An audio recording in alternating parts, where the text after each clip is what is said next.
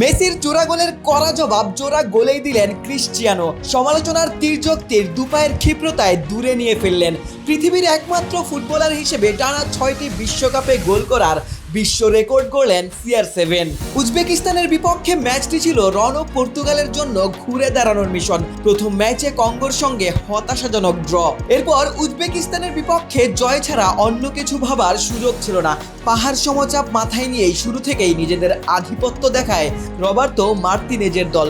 বল দখল, আক্রমণের গতি আর সুযোগ তৈরি সব দিক থেকেই এগিয়ে ছিল পর্তুগাল। গোটা ম্যাচ জুড়ে দাপটের প্রতিফলন 5-0 গোলের দুর্দান্ত জয়।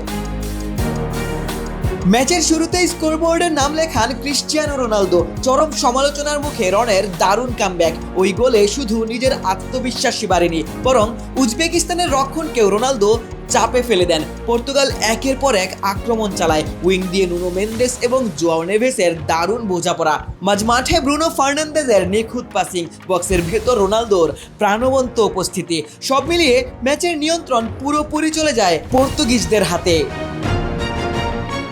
প্রথমার্ধের শেষ দিকে নিজের দ্বিতীয় গোল করে ব্যবধান আরও বাড়িয়ে দেন ক্রিশ্চিয়ানো। এরপর দ্বিতীয়ার্ধে নুনো মেন্ডেসের দুর্দান্ত ফ্রিকিক ম্যাচটিকে কার্যত তখনই শেষ করে দেয়। 60 মিনিটে উজবেকিস্তানের আত্মঘাতী গোলে স্কোরলাইন দাঁড়ায় শেষ দিকে রাফায়েল লিয়াওর গোলে ব্যবধান 5-0। তবে পর্তুগাল আরও কয়েকটি পরিষ্কার সুযোগ তৈরি করেছিল, যেখানে উজবেকিস্তানের গোলরক্ষক দারুণ সেভে ব্যবধান আরও বড় হতে দেননি।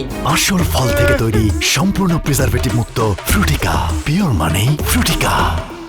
বড় জয়ে গ্রুপকে নকআউটের লড়াইয়ে শক্ত অবস্থানে পর্তুগিজরা। তবে সামনে অপেক্ষা করছে আরও কঠিন পরীক্ষা। কলম্বিয়ার বিপক্ষে গ্রুপের শেষ ম্যাচ। তার আগে পর্তুগালের সবচেয়ে বড় ইতিবাচক দিক রোনালদোর দুর্দান্ত ফর্মে ফেরা। অধিনায়কের জোড়া গোলের রাতে পর্তুগালও যেন বিশ্বকাপে নিজেদের আসল শক্তির বার্তা দিয়েছে। আশিক সারোয়ার, নিউজ 24।